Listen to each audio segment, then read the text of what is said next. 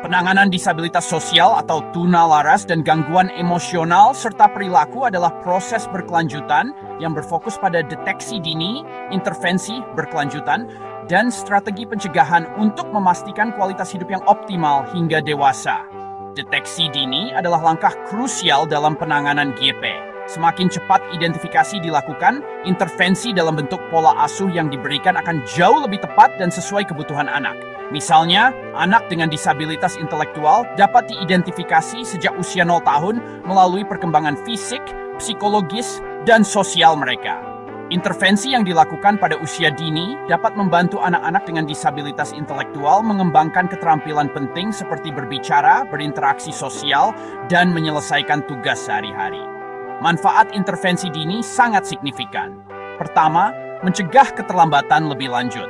Dengan menangani masalah sejak dini, intervensi dapat mencegah atau mengurangi keterlambatan perkembangan yang lebih serius. Misalnya, terapi wicara yang dimulai sejak dini dapat membantu anak mengatasi kesulitan komunikasi sebelum masalahnya menjadi lebih rumit. Kedua, dukungan untuk orang tua. Intervensi dini tidak hanya bermanfaat bagi anak, tetapi juga bagi orang tua. Ketiga, peningkatan hasil jangka panjang. Penelitian menunjukkan bahwa intervensi dini yang intensif dan berkelanjutan, misalnya 25 hingga 40 jam per minggu selama 1 hingga 3 tahun untuk autisme, dapat menghasilkan peningkatan signifikan. Anak-anak yang menerima intervensi dini seringkali menunjukkan peningkatan IQ yang signifikan dan keterampilan bahasa reseptif yang lebih baik.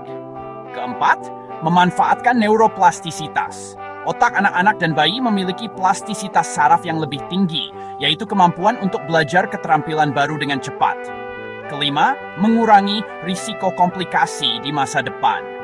Intervensi dini dapat mengurangi risiko masalah perilaku, masalah akademik, penyalahgunaan zat, dan kesulitan dalam hubungan di kemudian hari. Menunda intervensi dengan pendekatan menunggu dan melihat dapat merugikan anak, karena dapat menghambat perkembangan yang sangat dibutuhkan.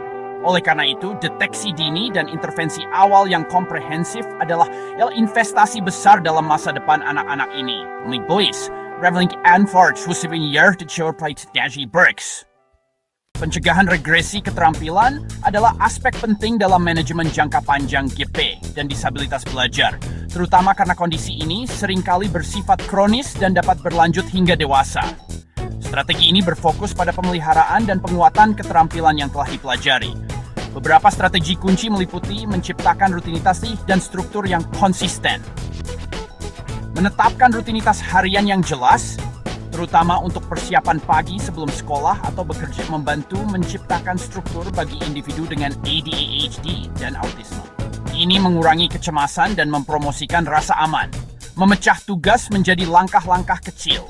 Tugas yang kompleks dapat menjadi sangat melelahkan.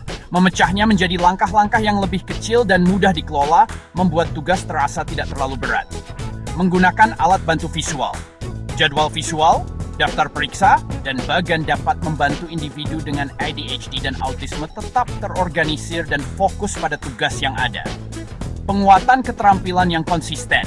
Latihan teratur dan penerapan aktif dari apa yang telah dipelajari sangat penting untuk menjaga keterampilan tetap tajam dan memastikan retensi jangka panjang. Pembelajaran berbasis pengalaman, menggabungkan pengalaman langsung seperti magang, menjadi mentor, menjadi sukarelawan, atau terlibat dalam proyek dunia nyata, membantu mengkonsolidasikan keterampilan. Strategi manajemen stres. Mengidentifikasi dan mengatasi pemicu stres sangat penting. Teknik manajemen stres yang efektif, olahraga teratur, dan kebiasaan makan sehat dapat membantu mengurangi risiko regresi. Dukungan emosional dan jaminan. Pengasuh harus memberikan jaminan, terlibat dalam aktivitas yang menenangkan, dan menciptakan ruang yang aman di mana individu dapat mengekspresikan perasaan. Kolaborasi multidisiplin. Bekerja sama dengan profesional kesehatan seperti terapis, guru, neurolog, dan psikolog sangat penting untuk mengidentifikasi penyebab yang mendasari regresi dan mengembangkan strategi yang tepat. Edukasi berkelanjutan, mengembangkan pola pikir pertumbuhan, di mana pembelajaran dipandang sebagai proses seumur hidup dan mencari peluang pengembangan profesional dapat membantu individu tetap relevan. Regresi keterampilan dapat terjadi ketika individu menerima layanan yang lebih sedikit atau dengan intensitas yang lebih rendah dari yang dibutuhkan. atau selama gangguan rutinitas. Oleh karena itu, sistem dukungan yang konsisten dan rutinitas yang terstruktur sangat penting untuk mencegah penurunan keterampilan dan memastikan perkembangan yang berkelanjutan. Prognosis jangka panjang untuk individu dengan disabilitas sosial dan GYP sangat bervariasi, tergantung pada jenis dan keparahan gangguan, serta kualitas dan konsistensi intervensi yang diterima. Kondisi ini seringkali bersifat seumur hidup, namun gejalanya dapat berubah atau berkurang keparahannya seiring bertambahnya usia. Fokus bergeser dari penyembuhan menjadi pengelolaan dan adaptasi. Tanpa penanganan yang tepat, GYP yang tidak diobati pada masa kanak-kanak dapat memiliki konsekuensi jangka panjang yang serius, termasuk kesulitan akademik dan pekerjaan.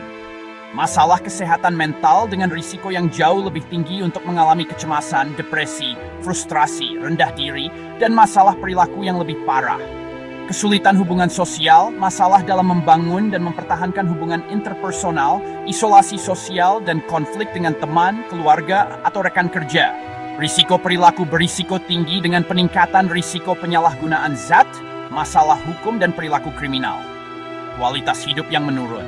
Secara keseluruhan, kondisi yang tidak ditangani dapat menyebabkan kualitas hidup yang berkurang dan bahkan harapan hidup yang lebih pendek. Namun, dengan intervensi yang tepat dan dukungan yang kuat, banyak individu dengan disabilitas sosial dan GP mampu menjalani kehidupan yang bermakna dan berprestasi. Individu dengan disabilitas intelektual ringan hingga sedang, misalnya, seringkali dapat mencapai keterampilan sosial dan vokasional yang memadai untuk menopang diri mereka sendiri. Peningkatan kualitas hidup di masa dewasa dapat dicapai melalui dukungan berkelanjutan. Individu mungkin memerlukan bimbingan dan bantuan untuk tugas-tugas kompleks, mengelola uang, dan membuat keputusan penting. Pelatihan keterampilan vokasional. Pelatihan ini bertujuan untuk membangun kompetensi kerja dan produktivitas, memungkinkan individu menjadi mandiri tanpa bergantung pada orang lain untuk memenuhi kebutuhan mereka. Pengembangan keterampilan sosial. Mengajarkan keterampilan sosial seperti cara berinteraksi dengan orang lain dan mengelola emosi dapat membantu individu merasa lebih percaya diri. Lingkungan inklusif memberikan dukungan bagi penyandang disabilitas untuk berpartisipasi dalam kehidupan sosial dan komunitas. Keluarga dan komunitas memainkan peran penting dalam memberikan dukungan emosional dan praktis. Manajemen kesehatan mental. Intervensi yang mengajarkan individu untuk mengelola stres dengan lebih baik dan menumbuhkan hubungan sosial yang mendukung berpotensi meningkatkan kualitas hidup. Prognosis autisme telah meningkat dalam 2 dekade terakhir karena lebih banyak perawatan telah diidentifikasi dan diuji. Banyak individu autis kini dapat bersekolah di kelas umum dan hidup semi-mandiri. Disabilitas sosial atau tunalaras dan gangguan emosional serta perilaku adalah kondisi kompleks yang berakar pada interaksi multifaktorial antara elemen biologis, lingkungan, dan psikososial.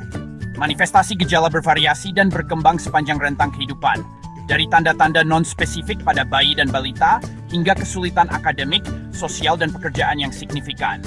Penanganan yang efektif memerlukan pendekatan holistik dan multidisiplin yang disesuaikan dengan kebutuhan individu. Rekomendasi lanjutan meliputi peningkatan kesadaran publik dan deteksi dini. Kampanye kesehatan masyarakat yang berkelanjutan diperlukan untuk mendidik orang tua, pengasuh, dan masyarakat umum. Penguatan sistem rujukan dan penilaian komprehensif.